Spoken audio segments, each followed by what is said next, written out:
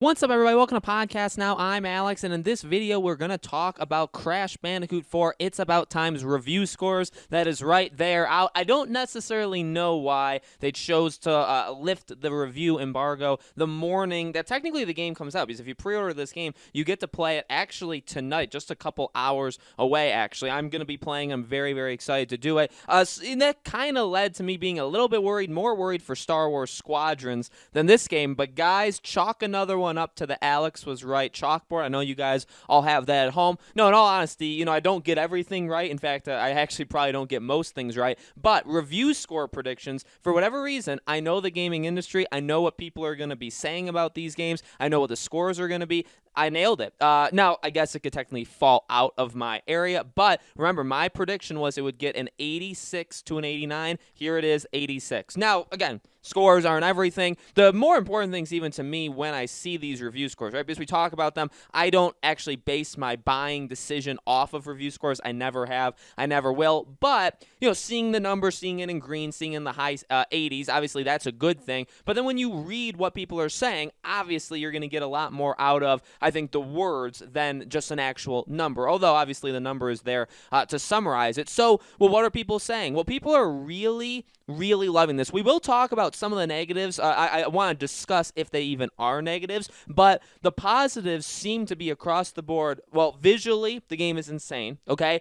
The game keeps the spirit perfectly of the 90s, of what the original Crash Bandicoot games were all about. I've seen loads and loads of reviews saying, if anything, you have to give them that they've respected source material and they've tried to do their own thing while keeping that spirit with them, which, again, funny enough, is literally what I said in that prediction. Remember, I said, while this is not a remake, I feel like a lot of people are probably going to treat it as one, because one of the things a game like this has to do is respect the heck out of where it came from. It's got to do its own stuff in terms of level design and in terms of mechanics, right? We talked about the masks and the new powers, but it needs to still kind of feel like it's part of the original Crash games. And again, across the board, it seems like, if anything, even the lower reviews, because there are actually sites that gave this game somewhat lower reviews, even the lower reviews all say that, hey, it's at least respecting Crash. It is a Crash Bandicoot game. They're not like phoning it in, nothing like that, which is very, very good.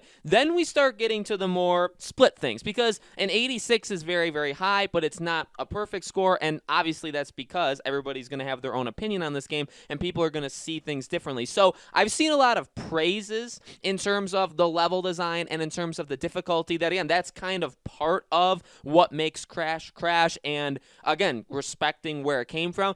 I have seen some that have the reasoning they put the review scores lower, or even if they say gave it like an 8, 8.5, 9, the thing that stops it from being perfect is the same thing, is the level design. Some of them don't feel like fully developed, like they're not the greatest things in the world. Some of them do feel like repeats. I've seen some of them calling like the mask mechanics and the general feel of the game feels weird. That's where the biggest thing is going to come into me. Now, funny enough, when the Insane Trilogy came out, okay, that was 3 years ago, right? 2017, June of 2017. I had a very small channel. The channel was, I think, at like 3,000 subscribers. I made a video. It actually kind of blew up. It got like 40,000 views. And I talked about, is the Insane Trilogy too hard? Because I saw there was like a story going on around the gaming industry. I felt it. I necessarily feel it was too hard. But like, you know that the game is very, very difficult. Made the video, and like I said, it kind of blew up. So I just thinking about that, kind of connecting it to right now, it's kind of coming back again. And it is something that once I'm able to play it, I do want to play it before I talk about it. That is probably going to be one of my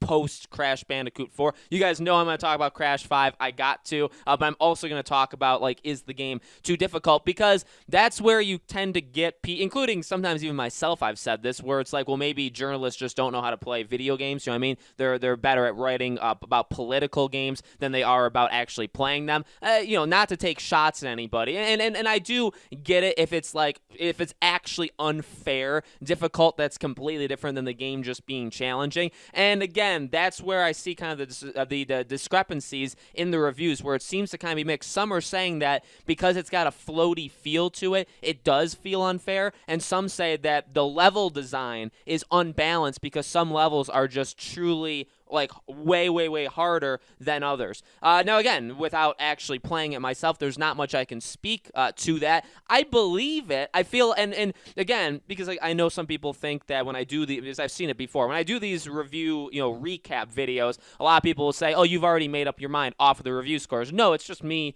as I always do, getting passionate, but just kind of maybe trying to figure out why people said or gave the score that they actually gave. So for this, I mean, it is something, because it's something, again, we predicted. This for a game like Crash Bandicoot, this is important. Level design is actually, like, in all honesty, is the most important thing, right? Because if the levels suck, I mean, it can be as classic Crash as possible. It can feel like it. It can look like it. It can respect it all at once. But if the levels just suck, then, I mean, you can't really do anything about that, right? And now, again, nobody's saying that the levels are all absolute garbage, but they're saying, again, the whole difficulty thing. Now, to me, again, without knowing necessarily where they're all coming from, difficulty and Crash are hand in hand. They're exactly the same thing. I don't expect a Crash game to come out that's not hard, right? Even like Team Racing. Team Racing is a very different kind of racing game that is, I would say, very difficult, especially considering a normal racing game, maybe like a Mario Kart or like, any, just pick a kind of racing game.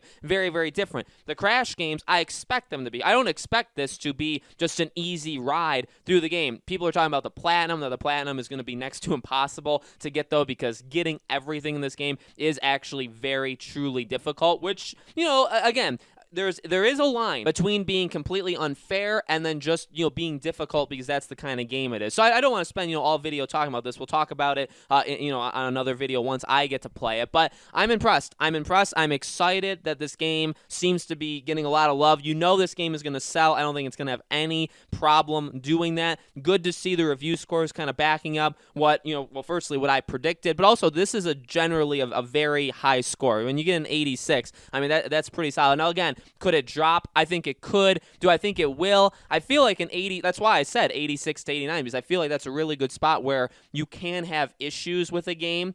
But if the strengths of it just completely carry it through, you're going to still probably end up in that range. You know what I mean? It's not like everything's weak about it, which would maybe get you into the 60s or 70s. This is what I was expecting. I'm so excited. Honestly, I mean, I just pre-ordered last night. I pre-ordered that and Star Wars Squadrons. I cannot wait to play it tonight. Now, a little bit of, again, house cleaning to end this video. Number one, we're getting very close to 40,000 subscribers, growing quickly. If you guys haven't already subscribed, please do that. Also on my Twitter, I want to get to 15. I know it's such a small thing, but I want to get to 1,500 followers. So if you guys haven't followed me on Twitter, Podcast Now 15 is my Twitter handle. I'm going to be playing it tonight. We'll live stream it tomorrow, and then there'll be weekend videos on Crash as well as through the week. Like I said, I want to talk about a Crash 5. I want to talk about the difficulty of this game. Maybe we'll do like a tips and tricks thing. I haven't really figured the rest out. I do want to review it, so there's going to be at least 3 to 5 videos, I would say, on Crash, okay? Very